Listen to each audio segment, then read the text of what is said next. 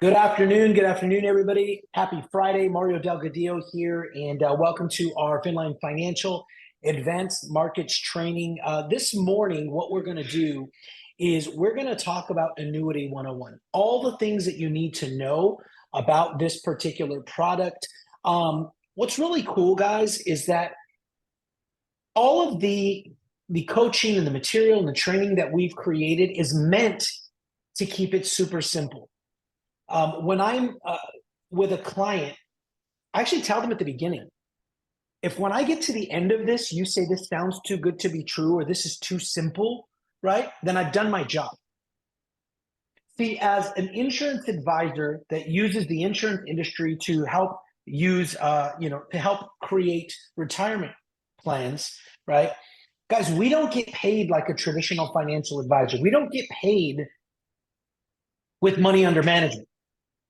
And so I tell people all the time, retirement planning and this whole concept, it does not have to be difficult. In fact, whenever somebody as a retirement or financial planner is trying to make it sound complicated, I feel just personally that they're trying to justify their existence. They're trying to justify why they need or should be allowed to make a point or two off of your entire retirement. Because this is so complex. It's really not. Okay. So I want you guys to just really take as many notes as possible. This is not necessarily built to show to clients, but it can be done at the appropriate time. And we'll talk a little bit about that. So let's start off with a little bit of history. So annuities, guys, can be traced back all the way to the Roman Empire. Because remember, an annuity is essentially just a promise to pay contract. That's all it is between the client and the insurance company. Okay. Now, the first annuity here in the US was in 1812. Okay. And in 1905, Andrew Carnegie used an annuity to create the teacher's pension fund. Okay. And here's a quote that can be verified by anybody. I have therefore transferred to you and your successors as trustees $10 million to provide retirement pensions for teachers of universities, colleges, and technical schools. And that was a quote from April 16th, 1905. Why is this important? Because every now and again, I actually had a client today ask me, so are these new? I said, absolutely not. They can be traced back to the 1800s. The problem is a couple of things. Number one, the system is not set up for people to get exposed to these types of products.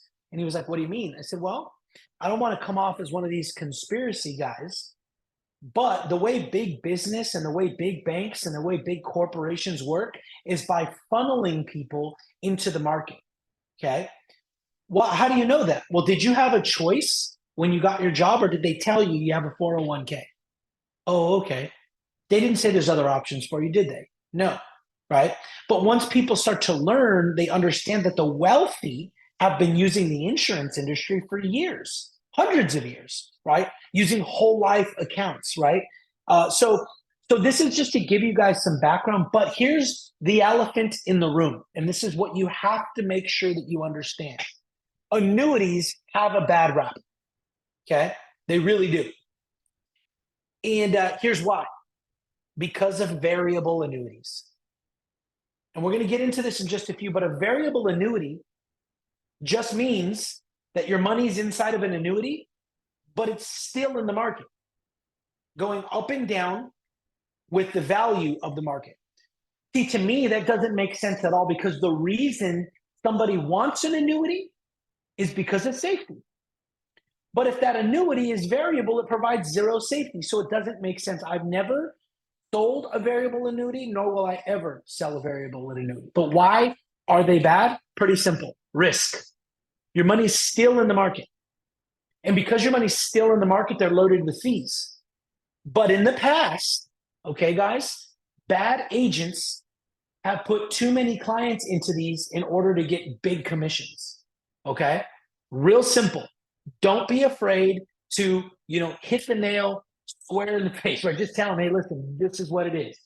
So the reason we have these two individuals here is because Dave Ramsey and Susie Orman, who are very, very respected financial advisors, talk so much crap about annuities, right? But they're actually talking about variable annuities when they talk.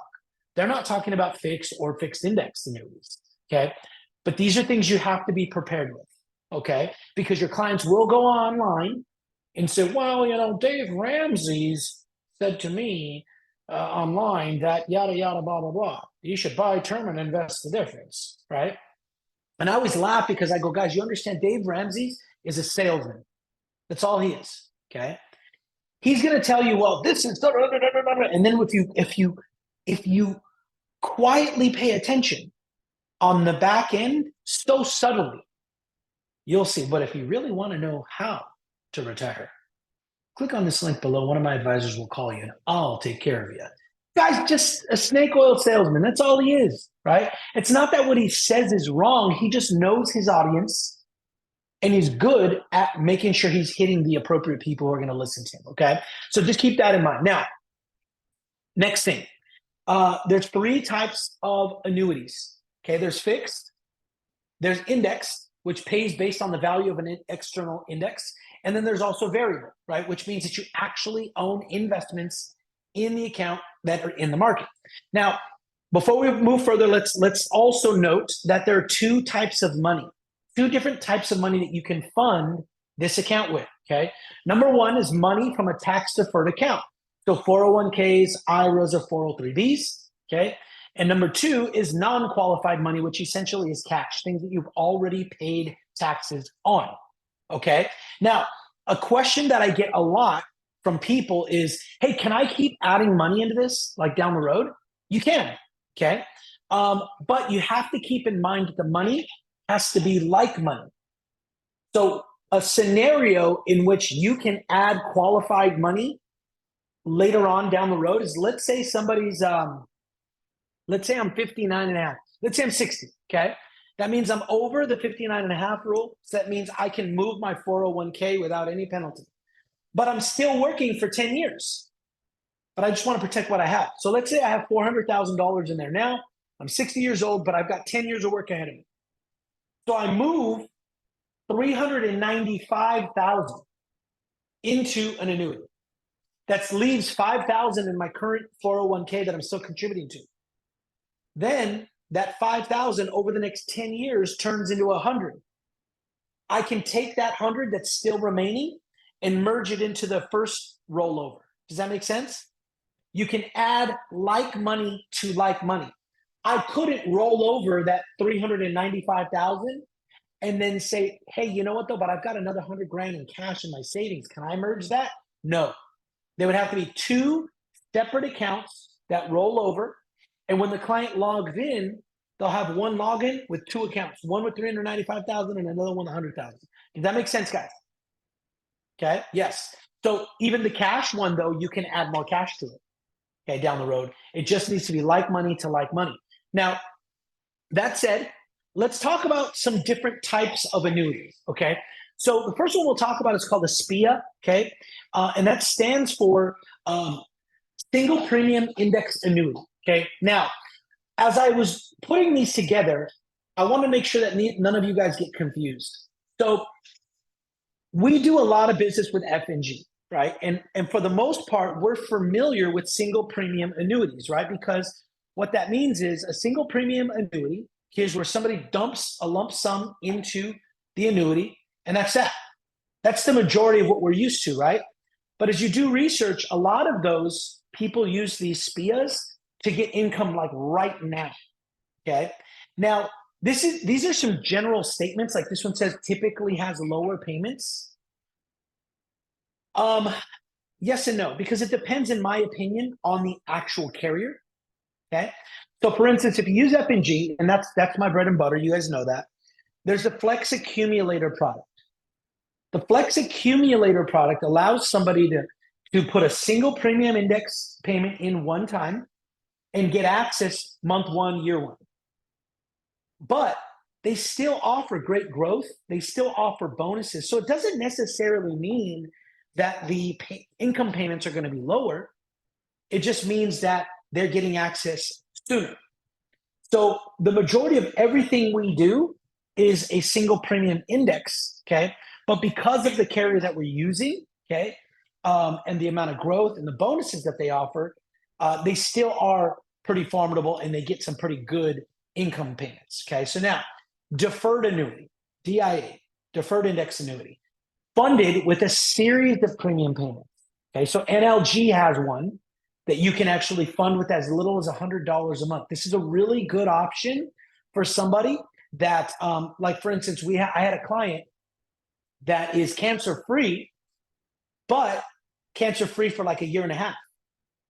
So nobody was going to approve her for the life insurance side of an IUL or a whole life policy, but she wanted to start putting money away and she wanted to use indexing. So a deferred annuity, a DIA like the one that we have through NLG is a good source because they can literally put in, they can do it as little as $5,000 lump sum and or $100 a month. So if somebody had $5,000 they wanted to start it with and start putting $100 a month into it, they can do that. And the scenario would be the one that I just gave you, somebody who had cancer and can't get approved for insurance side of a IUL or a whole life policy. Payments starting after 1 year, deferred, okay? That's like the Power Accumulator 10. Okay, and the idea is this, to kind of help us make sense of like the lower payment, higher payment. Bottom line, guys, is the longer they leave money in there, in any product, the longer you leave the money in there, the more time you have for that money to participate in growth, the higher the income payment's going to be when they're ready to take it out. Does that make sense, guys? Okay, good. And then finally, a fixed annuity. This is not fixed index. It's also known as an MYGA, but guaranteed, right? So this is where they have a fixed rate. The money grows tax deferred. A fixed annuity is like an alternative to a CD, okay? So best if their horizon is over 3 years. If the horizon is under 3 years, then it might be good for them to go into just a regular old CD, okay? If they want a fixed rate, okay? Because if somebody wants to make get their money back and start taking income year 1 or year 2, it's still better if they go through a fixed index, flex accumulator or power accumulator. But if they just want a fixed rate, right, then they would go here, okay? Not recommended for long term since the interest rates change frequently. So every year the fixed rate would just either get an inch higher or inch lower. So it gives them no opportunity to swing for the fences because they're not indexing. And at the end of your contract, you can convert it into a guaranteed stream of income or take the money out or walk away, okay? So now, before we move forward, let's talk about the difference between market strategy and index strategy, okay? Hold on, somebody asked a question. I have a client that was put into one of these and she's so upset. What, a fixed? Yeah, they suck. And then they tried, and then she was trying to roll it over, but because of that maturity date, she has to wait. And so they tried to offer her some kind of percentage, and she was like, "That's still garbage." Like, no. How much is it? I think her fix is like 3-4%. No, what's the account value? Sorry. The account value was, I don't remember actually. Yeah, what you can do, find that out and contact shoot, what's his name? I forgot. Oh, by the way, I'll let you guys know. Remember the gentleman that was sitting with us at the F&G or at the gala? The guy that's our annuities guy? He's going to be doing a training on, I think it's the first Friday of May on annuities. But I have his number here. I'll send it to you. Sometimes, like let's say to cancel and to walk away, their surrender charge is 8 or 9%. F&G sometimes offers products that give up to a 12% one-time bonus to get them out of it. So it's kind of like, they used to do with the cell phones, like we'll pay your cancellation fees, right? It's kind of similar. If you break your contract, you're going to take a 9% loss, but when we move you, you're going to get a 12% bonus. So you made it up and then some, right? So talk to him about that because there's some products like that. Well, F&G was the one that said she had to wait until April. Oh, it's with F&G. Yeah. No. It was with somebody else. It was with somebody else, and I was rolling it over, and F&G was like, "Okay, let's wait until April." Let's talk offline about it because sometimes that's what they're supposed to tell you, but there's things that we can do as workarounds, and we'll talk about that. Okay. All right. So before we move forward, let's talk about the difference, and this is again very important. Okay.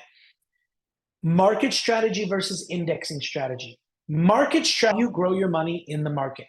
Okay. You notice the little graphic there, up, down, up. Index strategy is just up, right? The difference between the two is the market strategy. Sometimes you have to help your people to understand that your cash is not cash. It's actually converted into shares, right? Into bonds, into different types of investments in the market. Whereas an indexing strategy is a cash account, right? It's like having a sack of cash, right? If I have $100,000 sitting in a bag right here and the market crashes today, did I lose money? No, because that's out of the market in a bag of cash. Now, the value of that $100 is probably weaker, right? But it's still $100. So that's one key component. The other thing that I say a lot, or I use this, and that's why I created this slide. I say to people, look, the guys in the market strategy side, they're going to grow your money utilizing a lot of speculation. Well, we speculate this is going to happen. Indexing strategy affords and gives guarantees. So I don't work in speculation. I work only in guarantees. And if you want to be guaranteed, then you go on the indexing strategy route. Does that make sense? Yes. Okay. So now what is indexing? Okay. Again, this is probably the hardest concept for people to understand. And it's actually fairly simple. We all get it, right? But it's just another way to help break it down. So what we're going to do, Chris, is we're going to choose an index like the S&P 500. We say that because most people who know nothing about Wall Street, know nothing about stocks, bonds, the market, they know the S&P 500, at least they've heard it, right? So we choose an index like the S&P 500. I always say, listen, by the way, there's over 700 different indexes, okay? And what happens is your money is not in the S&P 500, but you get a return based on the performance of the index. So I always say, remember that sack of cash I just talked about? Let's say you and I made a deal and you said, Mario, every time the S&P 500 does good for a year, you come over here and write me a check and put it in there. So if the market does 9%, I'm going to say, okay, I owe you $9,000 because there's 100,000 in there, 9% of 100,000. And I just give it to you. Next year, the S&P 500 lost money. What happens to my 109,000? Nothing. Oh, so it's just mirroring the upside growth of the market, but it does not mirror the downside. See, because your money, however, grows, the index performs up to a cap or a limit, if applicable. This is, again, one of the ways that I use to separate what I do than maybe something they can do out there. Sir, most of the indexing strategies have a cap at about 12%. The one I'm recommending to you has no cap, so you can have unlimited growth, okay? You earn complete downside protection, so it's like having a ground floor of zero guaranteed, okay? Now, what does indexing do for you? This is a really cool chart, okay? Historically, using indexing will get you about a 7 to 8 rate of return just on its own. However, I'm also showing you a product that gives you a participation bonus on top of that.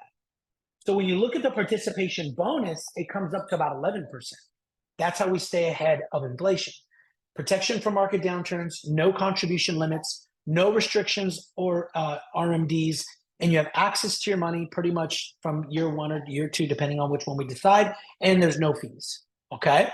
So now, this is a very cool slide as well. This is an illustration. The top one with the circle, this one here, this is indexing with a 12% cap. Remember, I'm not prescribing one with a 12% cap, okay? But if you had 12% cap, it would still outpace the red line, which is variable, which is where you're at now, okay? Because look at 160 or 198, huge difference. And then if you decided to do just a fixed rate, you'd see it's pretty consistent, but you'd still be below by about 5,000 if you just let it ride in the market, okay? And it's from 98 to 2013.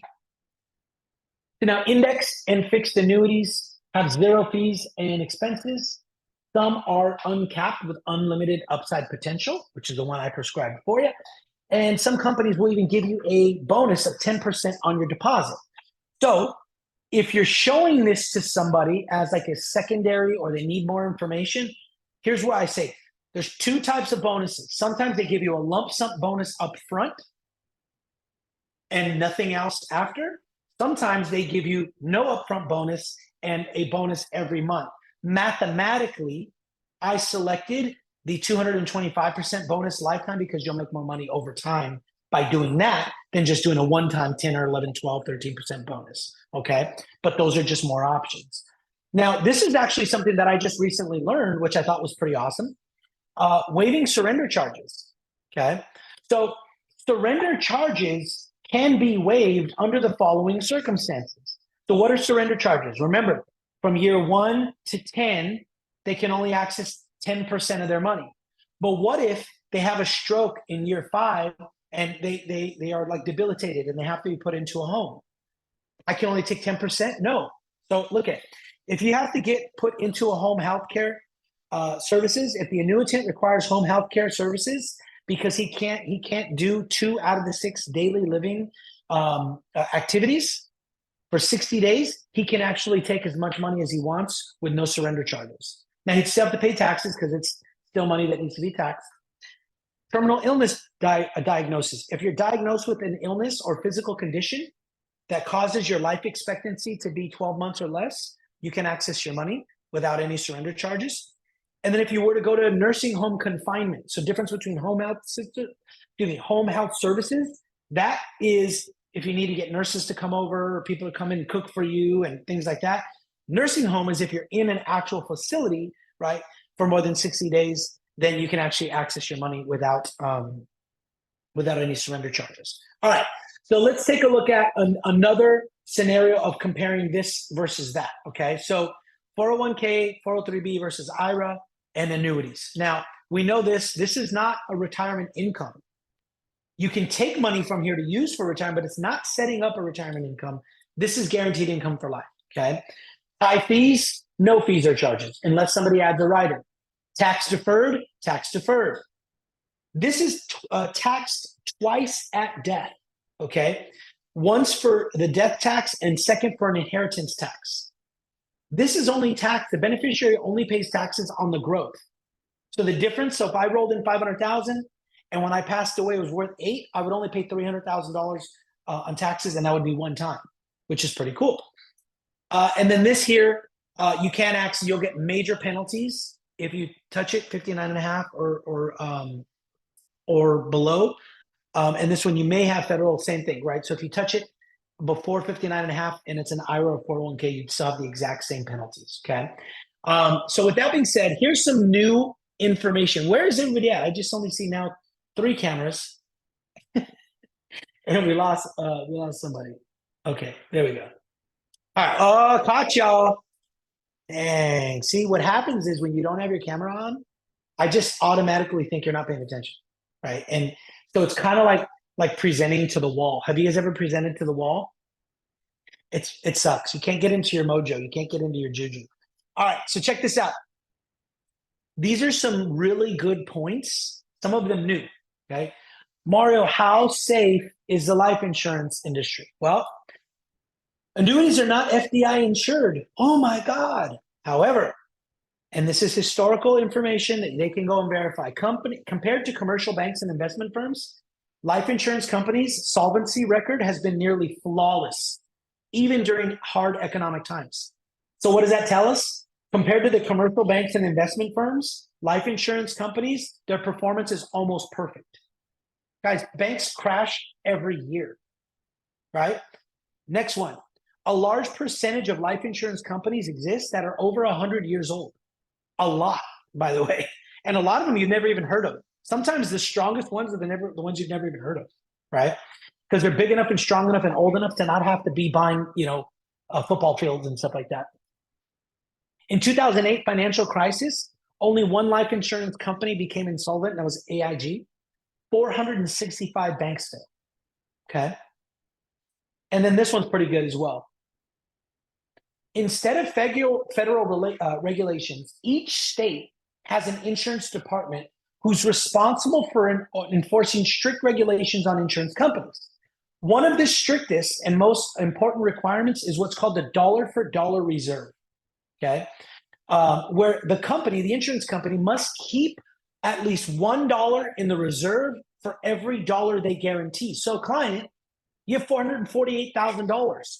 They are required by law to keep $448,000 in their reserve. They cannot invest it. They cannot lend it out. As opposed to the banks, they only have to keep 10% for every dollar. So for every dollar that you have with them, they have to keep a dime.